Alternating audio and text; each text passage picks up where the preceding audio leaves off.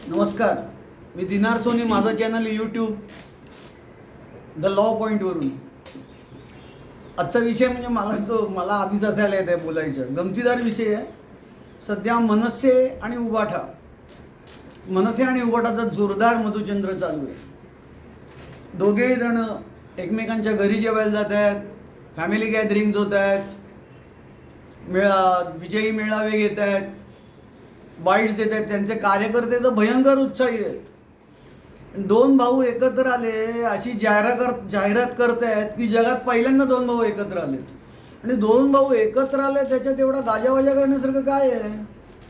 हे दोन भाऊ एकत्र आले त्यांच्या मताप्रमाणे महाराष्ट्राच्या भल्यासाठी. म्हणजे आत्तापर्यंत महाराष्ट्राची अतिशय वाट लागलेली आहे आणि महाराष्ट्र पुढे जाणारे सगळे महाराष्ट्रातले सुसंपन्न लोक होणार आहेत, म्हणजे लोक सुसंपन्न होणार आहेत या दोन भावांच्यामुळे.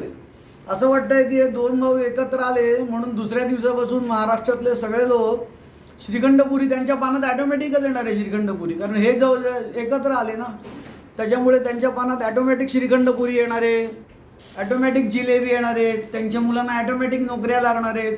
हे युती झाल्या क्षणापासून सुरू होईल. हे युती झाल्या क्षणापासून का सुरू होईल तर हे निवडून येतील असं मला मुळीच वाटत नाही. म्हणजे मनसे आणि उबाटाची युती निवडून येईल असं मला मुळीच वाटत नाही. पण त्यांच्या कार्यकर्त्यांना वाटतं आहे ठीक आहे आणि असं महाराष्ट्र बदल होणार आहे, क्रांतिकारक असं कार्यकर्त्यांना वाटतं आहे. आणि या दोघांना वाटत नाही आहे, त्यांना तेवढं माहिती आहे की आपण काही करू शकणार नाही. त्यांचे कार्यकर्ते जोरात आहेत. त्यांनी शिवाजी पार्कवर दीपोत्सवाचं उद्घाटन केलं उद्धव ठाकरेंनी, तेव्हा मी बघत होतो. बाळा नांदगावकर, संदीप देशपांडे, उद्धव ठाकरेंचे मला वाटतं अनिल देसाई होते आणि बरेच लोक होते. त्यांचे चमचे असं मी म्हणणार नाही, कारण मी स्वतः मोदींचा चमचे आहे, त्याच्यामुळे त्यांचे चमचे मी म्हणणार नाही, भक्त पण म्हणणार नाही. जर का मी मोदींचा भक्त व्हायचा मला अधिकार आहे तर त्यांच्या कार्यकर्त्यांना अधिकार आहेच ते त्यांचे भक्त व्हायचा.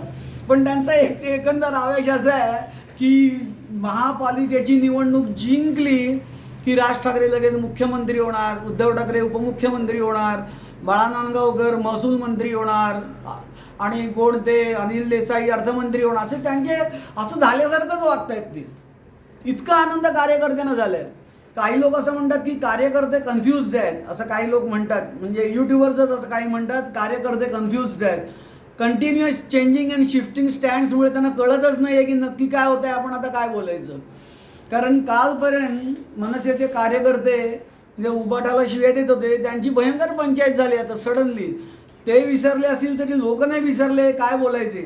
त्याचप्रमाणे उबाठाचे लोक राज ठाकरेंबद्दल काय बोलायचे हे ते विसरले असतील, लोक नाही विसरले. तर कालपर्यंत ज्या माणसाला ज्या पक्षाला आपण वाईट म्हणत होतो, गद्दार म्हणत होतो, ऑल ऑफ ए सडन त्याच्याबद्दल चांगलं बोलायचं हे फक्त राजकीय कार्यकर्त्यांनाच जमतं. माझ्यासारख्या माणसाला जमणार नाही. मी म्हणेन नाही बाबा तो वाईट आहे, माझं काल मत होतं आज पण तेच मत आहे. पण म्हणतात ना राजकारण भयंकर फ्लेक्झिबल असतं, हायली फ्लेक्झिबल. त्याच्यामुळे कार्यकर्ते भयंकरच उत्साहात. काल दीपोत्सवात त्यांचा उत्साह पाहिला, काल म्हणजे कदाचित परवा असेल, तर त्यांचा उत्साह पाहिला आणि मला भयंकर हसायला आलं. म्हणजे राजकारणातले लोक बनेल असं असं म्हणतात, पण मला आता वाटायला लागलं राजकारणातले लोक मूर्ख आणि भोळे बाबडे असतात. त्यांच्या जीवनात काय क्रांती होणार हे माहीत नाही. त्यांच्या हे लक्षात आलेलं नाही आहे की त्यांनी जर का युती करून इलेक्शन लढवल्या महानगरपालिकेच्या तर तिकिटांसाठी मारामारी होणार आहे. राज ठाकरे हे अत्यंत महत्वाकांक्षी आहेत म्हणून त्यांनी शिवसेना सोडलेली आहे.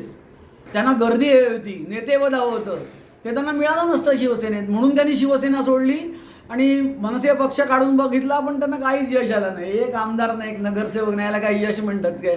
20 वर्ष जर का राजकारणात राहून तुम्हाला एक आमदार निवडून आणता येत नसले काही यश आहे काय? आणि उद्धव ठाकरे खचलेले आहेत विधानसभेच्या पराभवाने. म्हणजे राज ठाकरे पण खचलेले आहेत, पण उद्धव ठाकरे भयंकर खचलेले आहेत. तर त्या दोघांचा राजकीय मृत्यू अटळ आहे असं त्या दोघांना दिसत आहे.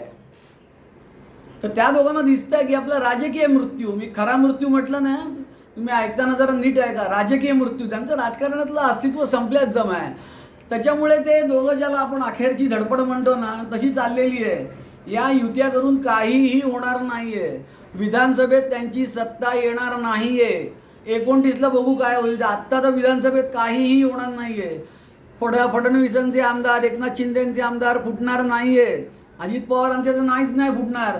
त्याच्यामुळे यांच्याकडे संख्याबळ होऊन गव्हर्नमेंट चेंज होईल वगैरे असे स्वप्न कोणी बघत असेल तर माहीत नाही, पण ते काही होणार नाही आहे. पण हे दोन भाऊ एकत्र आले ना, हा मोठा एक क्लासिक इन्सिडेंट आहे असं मी म्हणेन.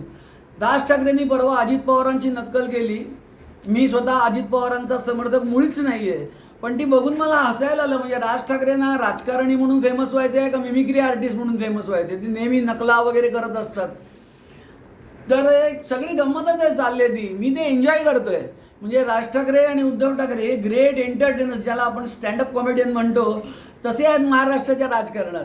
आणि मला ही सगळी गंमत वाटते. म्हणजे थ्रेटनिंग काहीच झालेलं नाही आहे.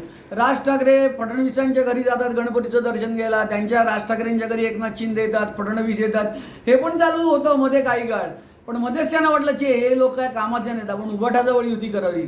तर ही सगळी गंमत आहे. बघूया म्युन्सिपल इलेक्शनमध्ये काय होतं. माझ्या मते तर यांची सत्ता आता म्युन्सिपल इलेक्शनमध्ये येणारच नाही आहे, पण बघूया, लेट अस सी. धन्यवाद.